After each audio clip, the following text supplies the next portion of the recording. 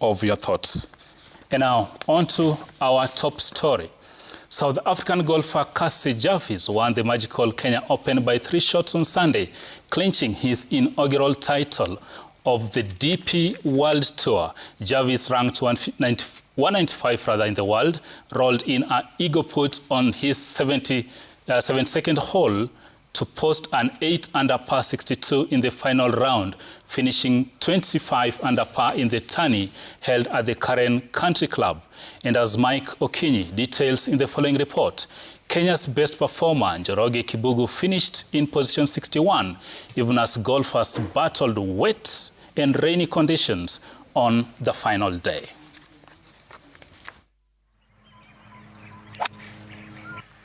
At the start of competition on day 4, Angel Ayora from Spain and Jarvis Casey from South Africa were tied on 17 under par, only 1 stroke ahead of Davis Bryant and Henny du Plessis. And just after finishing the first 9, play was suspended for the first time due to thunderstorms and rain. After a 1-hour break, play resumed, and after playing 7 holes, play was suspended for the second time. It rained heavily at the Karen Golf Club, with the guest of honor, President William Ruto, arriving in the downpour. For the second time on the final day of play, play has been suspended due to thunderstorms and the rain. This time around, the rains have been heavy, and as you can see behind me, the greens are flooded. It's not clear if the greens will be cleared for play to resume or it will be suspended until tomorrow. The organizers decided to clear the water and resume play. It took half an hour to finish the exercise. Jarvis Casey won the tournament in style with an eagle at the 18th hole.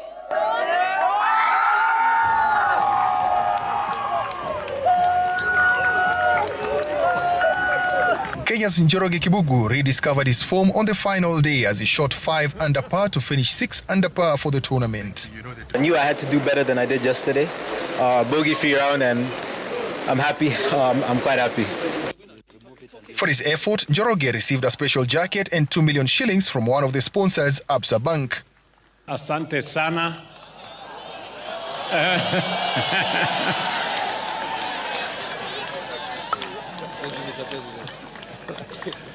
So, huyu mungwana niweke mawe.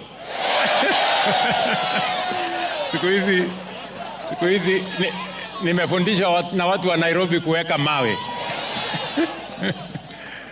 Ndio? Hata mnasema tufanye nini? Weke mawe. Weke mawe.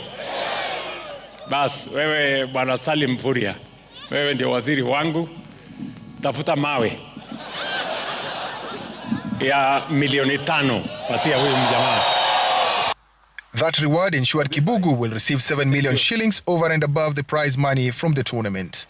And that tells you there's a lot of reward here. So sports, other than just being entertainment, and obviously competition, is actually very rewarding. It's a big business and really huge opportunity for our youth. So we urge, like His Excellency said, when the opportunity comes for learning golf or soccer, or any of these other competitive sports, let our youth actually expend their energy, time and talent into this thing. It's good, it's rewarding. Magical Kenya Open 2026 is done and dusted as the organizers promise a bigger tournament in 2027. Mike Okinyi for Citizen TV at the Karen Golf Club in Nairobi County. Thank you. That's Mike Okinyi there reporting from Karen Golf and Country Club. I'll start with the guests to the program. Jason, welcome to Sporty Monday. Thank you so much. Your debut. Nice to have me here. Debut appearance, and we have guys winning debut titles at DP. Yeah. And actually you were there. Yeah, it was an exciting tournament, of course, after the last edition being held at the Muthaiga Golf Club in Nairobi. But switching to Karen Country Club for the first time since 2020. We can say that it was a good tournament whereby we saw quite exciting and stiff competition from the tournament, because you can see the cut actually was improved. We've been seeing the cut being projected at the par in the last 2 editions. But this edition, you could see on Friday morning, we had the cut being at the par. But as the day progressed, when it got to the afternoon, it rose to -2 under. From there, before the day concluded, it got to 4 under. So it just tells you one thing, the tournament, it was a bit of a stiff competition. Guys were really scoring those birdies and those bogeys and those eagles at some point, and you could just tell that even our Kenyans, at some point, even Njoroge Kibugu, we were not so sure if he could make the cut, because at some point, as journalists, when you are writing your story, we had to change our intros more than 4 times a day. So it happens a lot, and I can say that it was a success tournament at Karen Country Club, and more so for our Kenyans. They did well, despite only one making the cut, but we had at least 2 who had a 2 under. But, well, it happens in golf because it's a game whereby you see you have to use the fewest shots to ensure that you conclude all the holes in all the 4 rounds. So, majorly, just to summarize it, it was an interesting tournament, and we can say that next year will also be quite an exciting one, even more and better than this one. And still staying with you, day 2 actually, that's when the country was really pregnant with expectation when Kibugu made the cut. But on day 3, things changed and it got much tougher. Probably not taking anything away from Kibugu. What does the future hold for him most after this good run?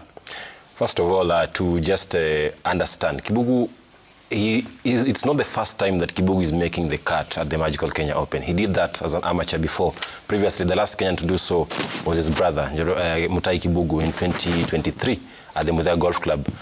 3 years later, he's the one to make it again. And surprisingly, he makes the cut at the 18th, at the par 5 18th. And this time round, it's an eagle. His brother did that in 2023 via birdie at the Muthaiga Golf Club at the par 5 18th. You can see that it's his first time making the cut as a pro. Initially, before Mutai made it, he did it as an amateur. So you can say he's been progressively moving on well, and you can say that from now he's going to the Sunshine Tour in South Africa, and we can say that this prospect, 22 years only of age, and you can just see he can pull that massive crowd at the Karen Country Club for the last 4 days.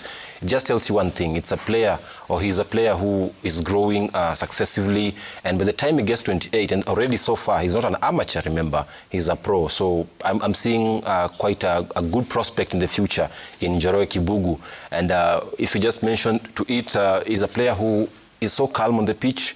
He doesn't get carried away by the fans, because on Thursday and on Friday, the crowds at the Karen Country Club, indeed, it was a big crowd, and you could not imagine such a player can gather such a whole crowd, because remember, a lot of Kenyans do say that they don't like golf, and golf doesn't have fans in Kenya, but surprisingly, if you look at the crowds that were behind Njoroge Kibugu on Friday and even on Saturday and Sunday, you can just tell you that this is a player who will come to grow better and will become one of the bigger prospects. If you talk about the likes of Justin Harding from South Africa, Gideon Migliosi from Italy, the winner this time round, Jarvis, you can see that Njoroge is a boy who is coming on the ranks, and if he's given that support and if he gets that mantle, more tournaments, then he'll make it even further. I think the way he's saying that the Kenyans don't like gold, we like gold. I think there's a mentality whereby people think that there's a rich sports.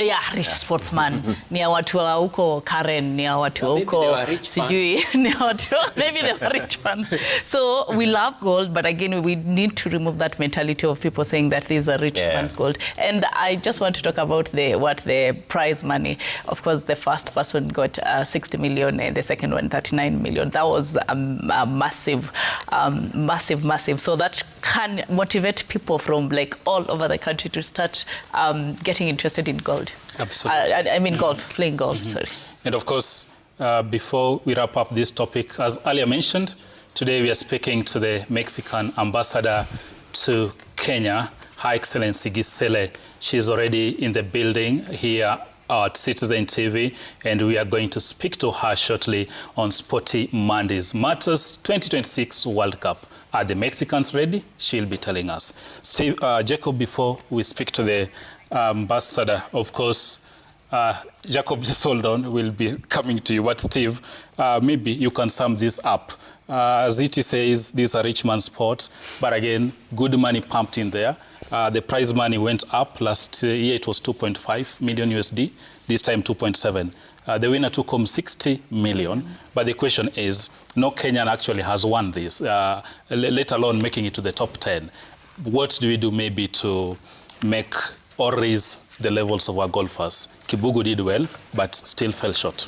We are doing well. I think Kibugu was position 61. He's rising. And I want to commend his consistency. As Jason put it, he's rising. His star is rising. And probably he can keep on the spirit. Yes, it's more of a rich man's game, but I'm happy that we can see rich fans in the wake of heavy rains in Nairobi, and you could clearly see that they were really pushing the president when he was making his speech and referring to Kibugu Njoroge. You could hear the fans pushing the president to do something, and eventually he did. He directed the sports CS, Salim Mvurya, to give a prize of 5 million shillings, probably to match up with what the winner got in terms of prize money.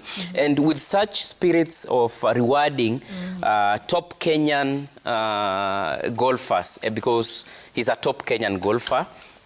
In that rank, he was position 1 as a Kenyan.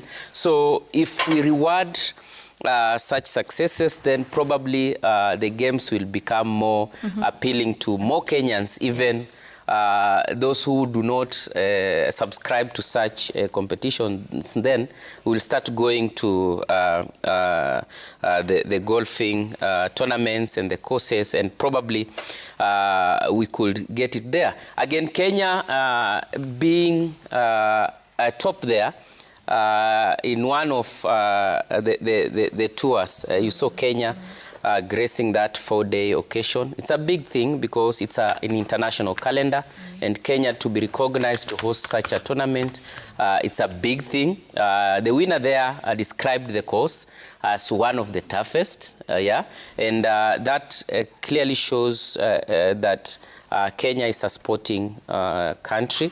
Be it football, as you are preparing with the ambassador, be it athletics, be it rugby, now golf. So it's a good thing to see Kenya being placed with the likes of South Africa, Americas, and even Europe. Over to you, Swila, on the other studio. Thank you.